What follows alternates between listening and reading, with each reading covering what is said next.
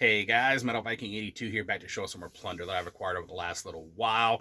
Got a nice small stack of 2024 releases to go over with you today, and I need you to bear with me because I am still trying to figure out how to do this to where I can maybe show a little bit more than just a small stack of stuff. You know, I've been wanting to get into talking more about the albums, give you an idea what they sound like without just being like, oh, here's this, there's a little bit about it. Haven't listened to it yet, but yeah, looking forward to it, and then moving on. You've seen how I've done it the last couple times, and the same thing's going to happen here, though I'm probably going to change it up, hopefully, within the next couple videos. But yeah, just bear with me, just trying something new here, try to do things a little bit different. Starting off, we have one I did a review for. You want my full thoughts? Go check out that review. But this is definitely one of my favorite albums of the year. This is the new Veritaris with The Dark Horizon. At the time I did the review, I only had the promo. The physical product had not come out, but it's finally here, and it looks and sounds fantastic. Melodic death metal out of Seattle, Washington. Been around since 2019. This is their second full-length album put out by the band themselves. Basically, you got some nice, thick-toned bass, easily heard throughout the album. Excellent drumming with lots of nice double bass and blast beats. Fantastic guitar work that's heavy yet melodic with lots of headbangable grooves, and works really well with the keyboards that are on here, which are just as much a prominent instrument as any of the others on here without being too over the top or overpowering or anything. It definitely gives things a nice Children of Bodom feel, I think.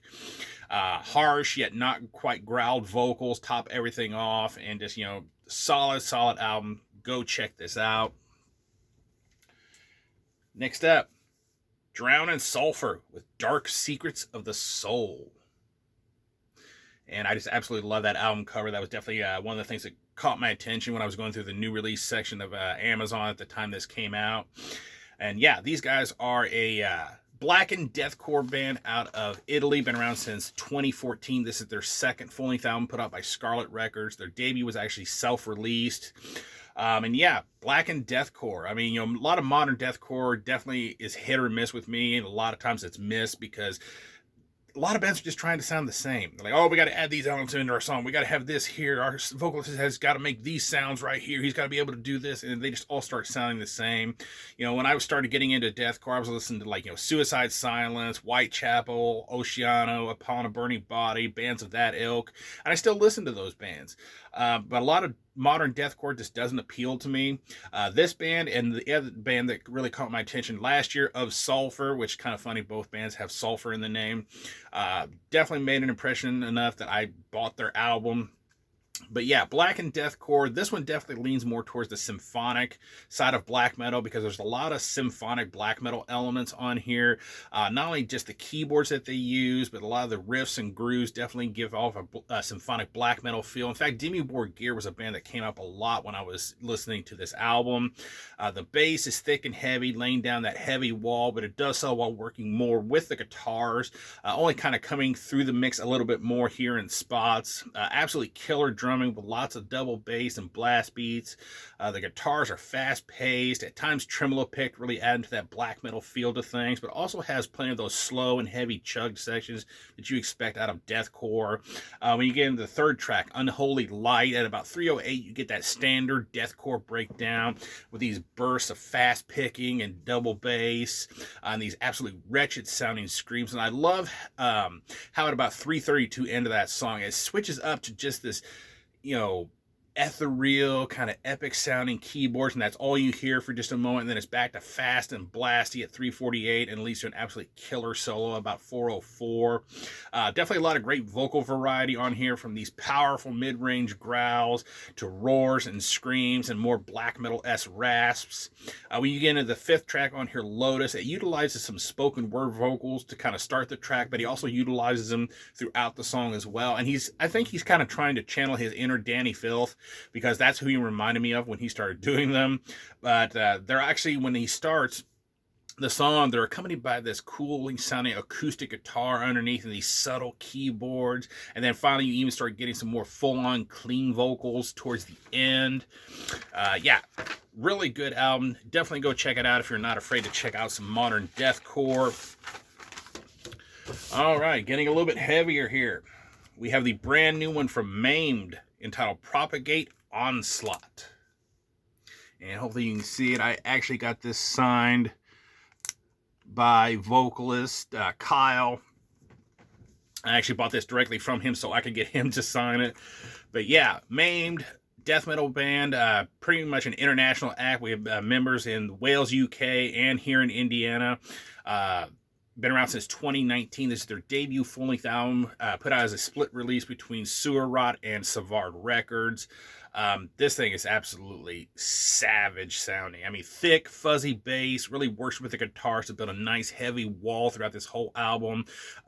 Coming through a little bit more at times, such as in the first track at about 2:10, where it does this kind of little noodly bit, which was kind of cool. Solid drumming with lots of cool patterns, rolls and fills, nice double bass and blast beats.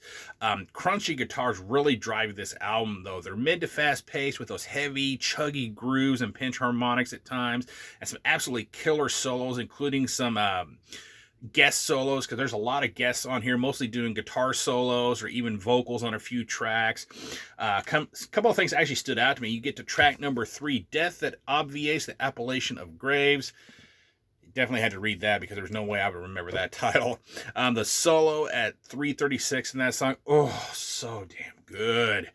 Then you get into track number 9, Forging Providence, about 58 seconds, excuse me. It's been a long day. I've been up since 2 o'clock this morning. Just got off work a little bit ago.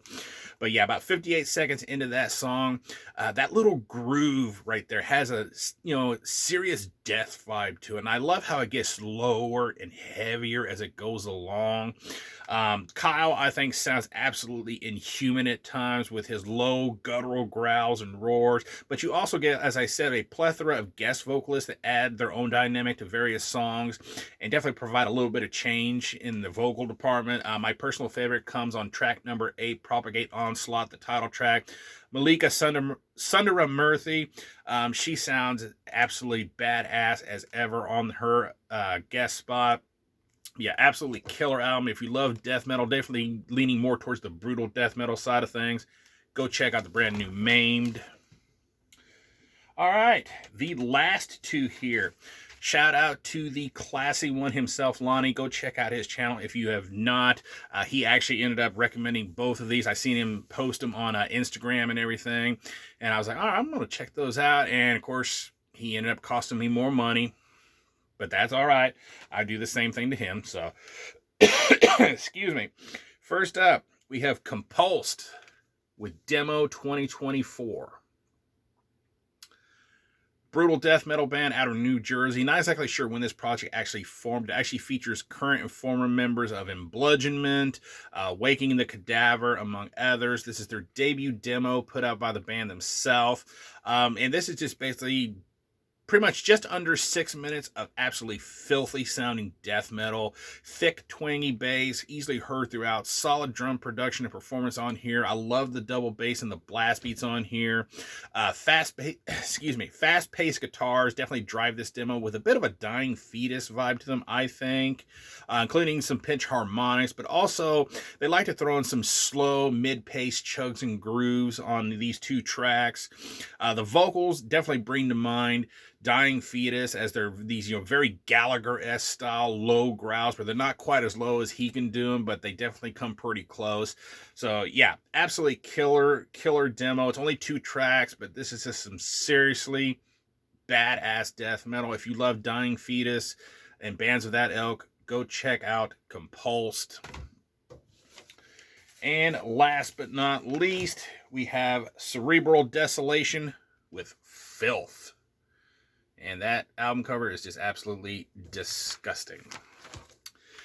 But yes, more death metal, this time out of Cadiz, I'm not exactly sure how to pronounce it, Kentucky. Again, not sure when they formed, no information on the archive, and I couldn't find it anywhere else. But yeah, this is their debut EP put out by the band themselves.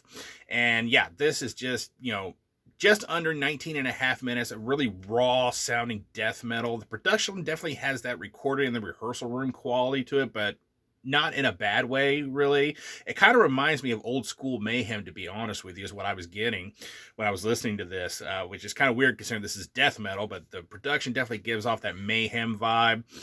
Thick tone bass that sits a little bit low in the mix, kind of cutting through more here and there at times. Very organic sounding drum production with a good snap to the snare, lots of double bass and blast beats. The snare does get a bit lost in the mix during the blast beats sometimes. I noticed while I was listening to this. But overall, still, I pretty much enjoyed the drums. Driving this EP, though, are just these unpolished yet crunchy guitars that are mid-pace with some nice chuggy grooves, such as in the fourth track, the turning, the opening to that track. Absolutely killer-sounding groove. But also, they like to throw in these slower, almost somber-sounding sections as well. Some riffs even bring to mind, Mayhem, going back to that Mayhem comparison. Not only the production, even some of the riffs are kind of Mayhem-esque, such as the lead-off track, Filth, the title track, about 2:54. That riff just reminded me of Mayhem, like, seriously. Capping this whole demo off is the lower register, not quite guttural growls that have a bit of a ceremonium feel to them, especially in the fifth track, Land of the Sheep, Home of the Slave, at about 139, when he gets even lower than what he does throughout the whole thing. At times they have a little bit of a reverb or dissonance to them, almost like they recorded them with either some kind of effect, or maybe they recorded them in an empty room or a bathroom. It just has that, it sounds weird. It doesn't happen all the time, but every now and then you just get that little bit of a, dissonant, reverbish kind of feel to the vocals, but still, absolutely killer EP. Go check this out. And yeah, that is going to do it. Thank you guys so much for watching and subscribing. And until next time, stay brutal.